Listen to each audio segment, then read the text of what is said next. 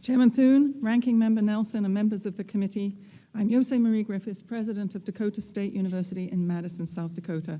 I like to think of us as the little university on the prairie. We're at once unexpected and different. But I thank you for the opportunity to testify here today on this important topic. In my written testimony, I tried to identify the growing complexity of both our rapidly evolving technology environment and its increasingly global supply chain. Within this grim problem context, what are the problems? What's the potential for addressing those problems? Well, I believe that in the US, we have the people and organizations who can design and implement protective strategies and tactics to keep us safe. I've identified 10 strategies to move forward. We need articulated standards, guidelines, and best practices. But these are a floor and not a ceiling, but they're a great start. The collaboratively developed and public NIST guidelines are far more effective than what we saw when Spectre Meltdown were discovered. And the Cybersecurity Unit of the Computer Crime and Intellectual Property section of the US Department of Justice has recently published a framework for a vulnerability disclosure program for online systems. This provides another excellent starting point for organizations to develop their own programs. Coordinated vulnerability disclosure is most likely to minimize risk to technology users. Vulnerabilities privately disclosed and fixed through coordinated disclosure practices by all software vendors appear to work best. They don't create panic by early disclosure without solutions and don't alert criminal elements to current vulnerabilities. The balance between early public disclosure and tested solutions is tenuous at best. However, coupled with clear and consistent messaging, the potential damage can be minimized. 2, the country needs to identify strong leadership to take control of planning and response, coordinate with others, and avoid the almost universal aversion to admitting weakness. Clarity and consistency in messaging are important, but must be tailored to different audiences. We need best practices for building secure products. A necessary but long overdue first step is a new and improved hardware-software contract. Both sides need to work to an interface, and that must be adequately specified for security purposes. 4, we need a far more comprehensive and robust cyber education system in this country, both to develop professionals and to increase cyber knowledge of the general population. We also need much better publicly required and shared cyber knowledge. We must leverage this country's intellectual assets, especially the human capital in US universities.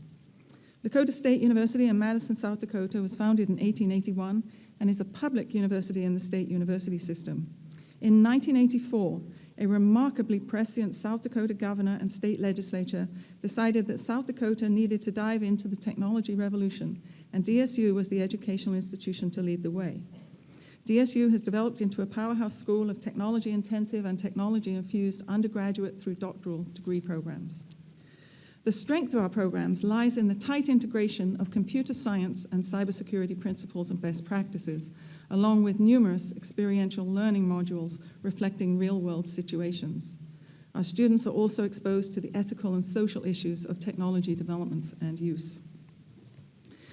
DSU's Beacom College of Computer and Cyber Sciences, one of its 4 colleges, has more than 1,000 students studying cyber operations and cyber defense, network administration, secure software engineering and development.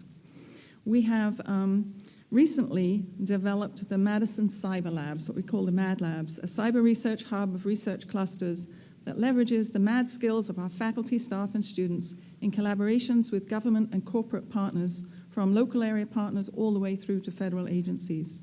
The MAD Labs is a reproducible model of using the intellectual resources of a university to engage in product and penetration testing, vulnerability assessments, and detection, remediation, and mitigation tool development. 11 clusters across multiple disciplines and more planned combine disciplinary and cyber experts for targeted innovation. Across US universities, we have the potential to develop a nationwide distributed force that could be mobilized on short notice to address initial vulnerabilities and test solutions through multiple disciplines. And I should indicate that at the moment we have about 25 to 30 of our students and a number of faculty who have security clearances. We could easily build that up, but the security process takes time, but just want you to know that we have that. We must increase cultivation of a cyber workforce. The shortage of skilled cyber professionals is seriously impacting the ability of organizations, including federal and state governments, to protect our cyber resources.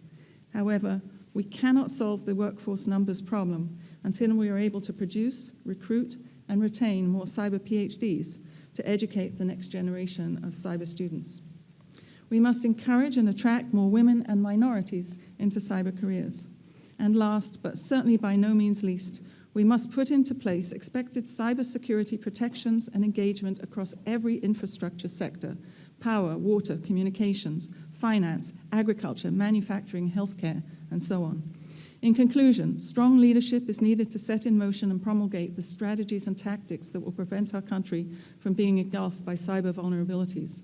There are individuals and organizations across the country, represented in part by those of us testifying today, that are eager to support and assist you in doing so. We're optimistic and encouraged that there are those of you who are stepping forward to protect the United States from cyber harm, such that we can continue to harness cyber power for continued American success and innovation. Thank you.